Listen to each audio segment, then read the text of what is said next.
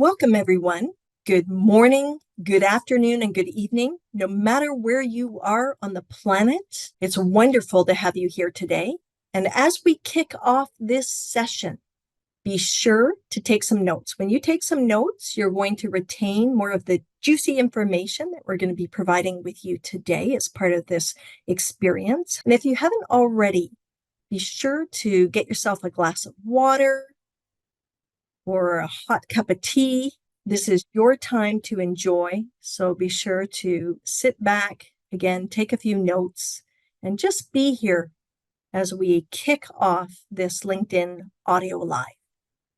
So have you heard the expression, if you do what you've always done, you get what you've always got? Well, for me, I think a more pertinent expression today, especially based on our topic of money and power, is if you think what you've always thought, you get what you've always got. If you think what you've always thought, you get what you've always got. So when people think about money and power, not always, but often it can create sometimes a negative thinking, which turns into negative feelings. And I've coached hundreds of clients, including leaders, business owners, and employees. And what I've noticed is that when people decide to create a new story, it starts with a new way of thinking and feeling. And it's about thinking a compelling thought. It's about stepping into that and feeling that sense of a more desirable feeling, like feeling happier or joy, feeling more satisfaction. And this is the starting place in which you can rewrite old stories that don't serve you any longer. And that's why today I am super excited, because you will receive training and coaching from us as part of this Lunch and Learn with myself and my guests. And we'll be focused specifically on how you can empower yourself to discover new ways on rewriting your story around money and power. I'd like to introduce our guest today, Lin Sok. Lin is the founder of Women and Money Montreal. Lin, it's great to have you with us today. Hello, everyone. I'm super excited today. I would like to introduce Jen DeTracey. Jen is an Elevate Results coach and strategist for small business owners, leaders, and their teams. She's also the founder of Lift Strategies, Inc. Hey, Lin, thanks so much. Today, I'll coach you through an impactful process so that you can start rewiring your thinking around money and power. But before I do, Lin will be sharing with you her money mindset model about people, risk tolerance, and building your legacy. Over to you, Lin. So today I'm going to start off with my story. A little bit about me. My family and I came to this country back in 1980. We escaped a genocide in Cambodia. My mother's parents were killed back home in a labor camp.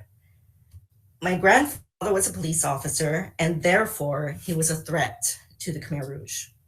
My father was a professor. He was also a threat. So my parents and my brother were some of the really lucky ones who were able to escape.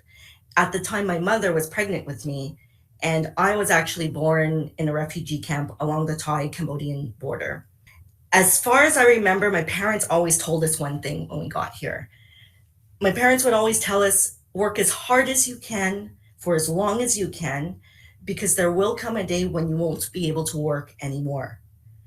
My parents constantly reminded us how fortunate we are to be here. You know, problems and all. I know we don't have a perfect country, but when you're sick, you could walk into a hospital. We get paid to go on parental leave. There are actual job opportunities here. We have a relatively stable economy. There's a decent level of freedom of speech. And you know what? We don't have to worry about our home getting bombed, because that's exactly what happened to my parents' home back in Cambodia. When it comes to money mindset, the problem we have now is everyone wants to read about it. We want to hashtag it. We post cute motivational quotes about it. But not enough of us want to put in the work. remember what my father said, and to this day, I always remember it. It's when I get up in the morning, it's the first thing I think about. It's the last thing I think about before I go to bed at night. Work as hard as you can for as long as you can, because there's going to come a day when you won't be able to work anymore. The problem that we have here is we have too many options, too many distractions, too many reasons not to work, too many reasons not to do the right thing with money. We spend too much time scrolling endlessly on social media. We like to go to the trendiest restaurants. We want to have the newest car. We want to have the latest iPhone. You see, we do the things behind the scenes. We read the books about money. We listen to the podcasts. We tune into a LinkedIn audio live. We spend money that we might not have to take money mindset courses or attend these big motivational conferences. We've even taken self care to the next level before we've even actually earned it. If you go to some other countries, people put their heads down and they work. There aren't an endless amount of jobs available, so they're thankful that they have a job so they can put food on the table and a roof over their heads. You don't necessarily have the freedom in other countries to take time off to find yourself. That's all stuff that's earned. You finish school, you start your career, you put money aside, you invest, you stay out of unnecessary debt, you live within your means, you stay humble, you give back. And if you can, you make a difference and leave a footprint in this world while you're here. I'm a huge, huge believer in the ability to generate wealth with the heart. I think with the access that we have to wealth generation and all the information that we have, we could do so much good in this world. More of us need to start practicing this. If you look at big corporations and governments, they're almost all run by the same type of people. And, that's kind of why we tend to continuously run into the same roadblocks. I mean, why does it take here in Canada so long to pass simple legislation through our governments? These are antiquated systems that were created a long time ago, and trying to change them, it takes more than that one person to challenge current ways. If we want to make a difference, we need to start banding together and making significant changes in the world. We need to stop being so self absorbed and entitled when it comes to money and think big picture. But in order to make changes, guess what? We need money. Whether we like to admit it or not, once you have money and you've amassed some type of wealth, you kind of start rubbing elbows in different circles, circles that hold positions of power. Get a seat at the table, become a real influencer, a real change maker. But it all starts with a positive outlook on money. But how do you keep the flame going financially when it keeps burning out? How do we achieve this mythical positive money mindset approach? I'm going to tell you. Number one, people. I have an expression, don't take me seriously. I say that people are the worst sometimes, but people are great, by the way. But people, the people we keep around us are going to define how you approach money. There's an expression, you're the average of the 5 people around you. Whether we like to admit it or not, it's true. Are the people around you, look at them. Are they big spenders? Are they ambitious? Are they career driven? Are they frugal? If the people around you are not aligned with what you're trying to achieve, and this includes your own family, by the way, sometimes it's time to cut the purse strings. Another great lesson my father told me growing up is that you only need 1 or 2 ride or die friends. I thought he was crazy. I wanted to be friends with everybody. But as I got older, I realized exactly what he's talking about. The more people involved, the more hands in the pot, the more pressure to conform, and the less control you have over your decisions, including money decisions. Ask yourself, do the people around you align with what you're trying to achieve financially, or are they holding you back? Number 2, risk. Everything starts with taking a calculated risk. If you want change, something has to give. And guess what? It's going to be uncomfortable. I know not everyone's a risk taker, but if you are listening to this right now and you want some type of change in your life, you're going to have to dig deep and take that risk. Otherwise, nothing will change. If you're listening to this and you're, let's say, in over your head with debt, just making a list of your debt inventory, it's a start. It's hard to look at that list, but it's a start. And next comes an action plan and execution. That's the hardest part. Doing that, it might also mean taking a risk and doing something like cutting back and possibly increasing your revenue. Number three, legacy building. I know it's a term that's tossed around, but let me kind of rephrase it for all of us. I want everybody to become obsessed with leaving a footprint in the world and becoming an ambassador for change, no matter how small. Legacy building doesn't just mean selling out stadiums with your TED Talk, by the way. You could make an impact and build a legacy just amongst the 4 to 5 people around you. Become obsessed with leaving your world a little better than when you entered it. Life is long, but you know what? Not really. Honestly, we don't know when our time is going to come. Look, these days I know it's a little bit difficult. There's inflation, interest rates, the price of everything has gone up. Everyone is stressed. Everyone's kind of on edge. Of course, we're all stressed out. But your approach to money or your money mindset shouldn't change. During your entire lifetime, you're going to have financial setbacks or life will throw you lemons.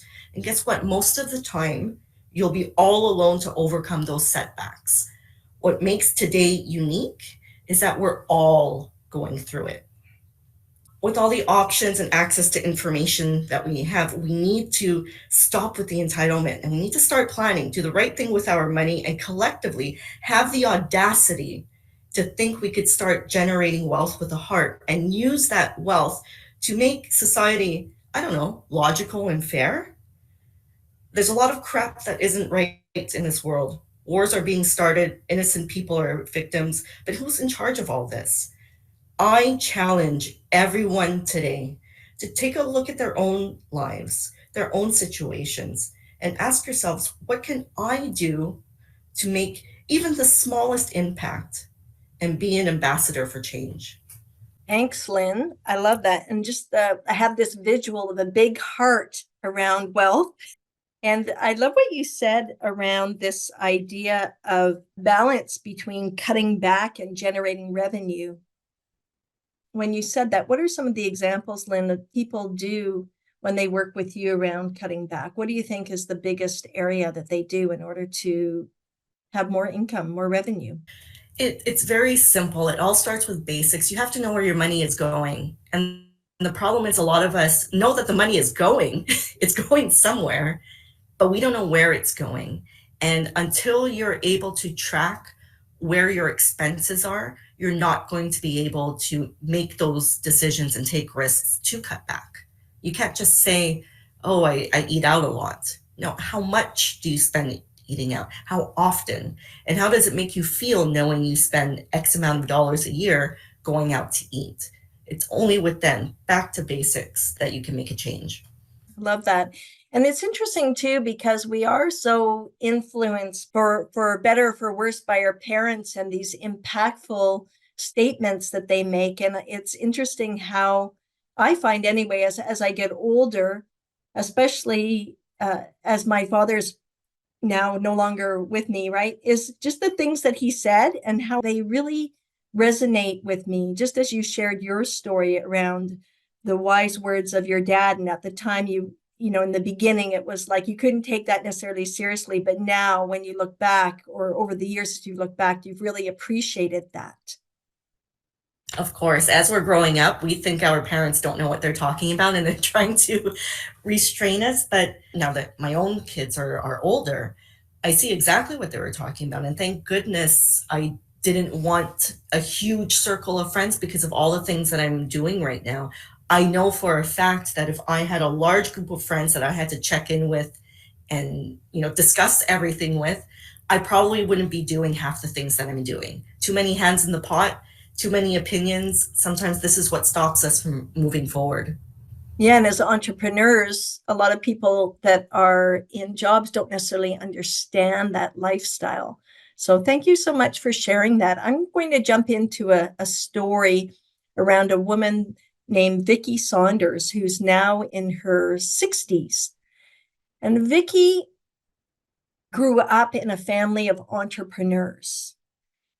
The struggle that she had was every time she had an idea or a business venture or something that she wanted to do, that she needed some money injected in to make it possible for her.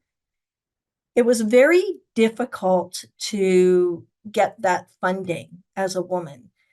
And at that time, she kept trying. She didn't give up. She's still a very determined woman and very feisty, a very determined person. It got to the point that later in her business life, she decided to partner up with a man, and they went into the boardroom and delivered their pitch. The heads were nodding, everything was good. And then she left to go to the bathroom, and they said to her business partner, lose your women business partner and we'll give you the money. This really set her on fire to decide that this system was not working and that she was going to be part of the change. And back in 2015, so about 9 years ago now, she decided she wanted to create a reoccurring stream of income for women entrepreneurs, women in startup mode that needed that injection of cash. She also realized that she needed to have a community to support it. And that became CEO, but eventually she changed it to Coralist to be more inclusive. Coral keeps regenerating, like her vision around money, and us is the part of the community. And I became part of that community 1 year after she started this organization. And as a community member, each community member contributes $1,100. And in the beginning, only $100 of that money went to bootstrapping her organization, and the $1,000 went into a pool of venture capital in which we as community members were able to vote for women that applied to be a venture, and those that were chosen received up to $100,000 interest-free a loan for up to 5 years. And as that money got put back in, it created a reoccurring pool of money for new ventures. And what's amazing is that this meant not only women were receiving venture capital for the first time to get their business going, women of color and Indigenous women. So a broad spectrum. The numbers are very low on women receiving venture capital.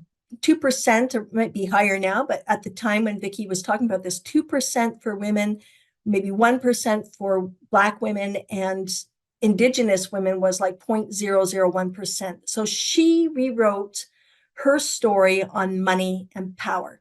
And actually today, what I want to speak to you about is rewiring your story on money and power. So one of the biggest myths that happens is that people think that the idea of saying affirmations is going to make change. They buy into that concept, but it's a fallacy. It doesn't work, because if I put a sticker or a Post-it note on my bathroom mirror that says I'm a millionaire and I'm not, maybe in that moment I'm feeling really excited about it, but then all the negative thinking kicks in, like, well, I'm not a millionaire now, or don't know how to be a millionaire, or I don't really know anybody in person that's a millionaire, and so on and so on. And what happens is that creates negative thinking. And that's why affirmations fail. But it's not really the negative thought that matters. We have negative thoughts all day. And so you could say, well, then I just won't put attention towards the negative thoughts. And yeah, that's a great starting place. But it's the feeling behind the negative thoughts that creates that place of not getting where you want to go, because those negative thoughts create negative feelings. I want to tell you about what happened to me last week. And this is just such a simple story. I was reading a book, trying to get it done in time for my book club, which I love to go to. And I didn't think I was going to make it, and I just kept reading. And then I realized I was at the end of the book, and I was 4 days away from the book club. I had powered through it. And in that moment, I felt a lot of excitement and a lot of joy. And I really thought about that. I thought, okay, I'm really ready for the book club. I'm feeling confident about attending the book club. And I really sort of just started to embellish those feelings that I had. And that created a lot of space for me to feel good in many different aspects of my life. And it was just such a simple thing. So, what I want to share with you today is a concept that I developed called the open jar theory. So, I want you to, in the reaction button, if you are a peanut butter fan, you can press a smiley face, a heart, a thumbs up. If you're not, no worries there. For me, my love is almond butter. And I have it for breakfast. Thanks for the thumbs up there. Thanks for those thumbs up. I love almond butter. I put it in my smoothie. I put it on my rice crackers.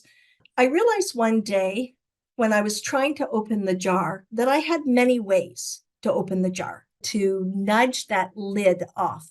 So the first thing was just trying to open it with my hands. And that was about a 2 out of 10. Like I could, out of 10 jars of almond butter, 2 times I could open it just that one way.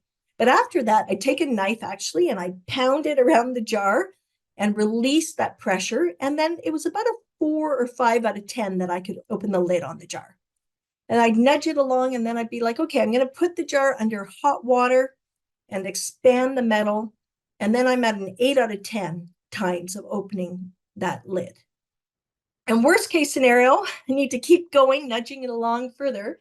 I take that jar and I have a mat by my kitchen sink and I just turn it upside down and give it a good bash, making sure I don't damage the beautiful tiles. And then pop, it comes off. So the sense of the open jar theory is nudging it along. And that's what I want you to think about around feelings. So in this moment, I'd like to invite you to think about, just like I did around finishing my book before the book club, think in the last week about something that you've done that you had a great feeling around. Could be happiness, joy, appreciation, excitement. Almost like you're capturing a snapshot, a picture in time. So go ahead and think about that for just a moment. And when you've got that thought in your head, that feeling, that sense of feeling, go ahead and really step into it in this moment in your mind. Take yourself there. And in fact, I invite you to just take a nice deep breath into your belly and let it out and feel that place.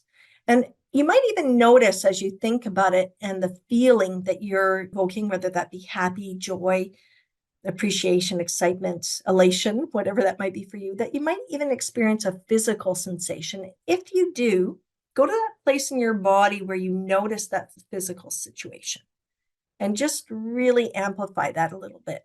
And if you don't have any physical sensation that you notice in this moment, that's okay too.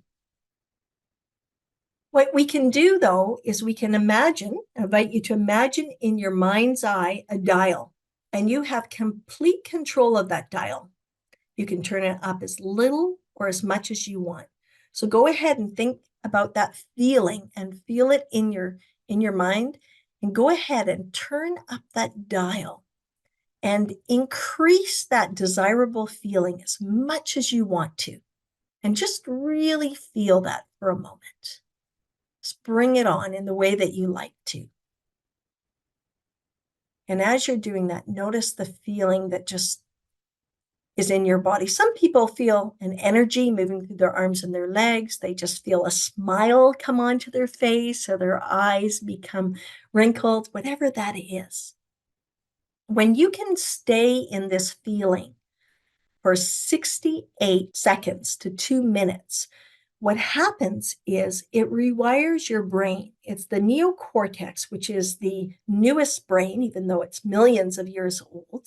It's the possibility brain. It's the brain that comes up with solutions. It's the brain that when you feel a certain way, it lights up big time. That's the part of the brain that you want to really tap into, because that's how you begin to rewire what's happening, even if it's just for a second. So with my book club situation and feeling that joy, that elation, I just felt that in my whole being.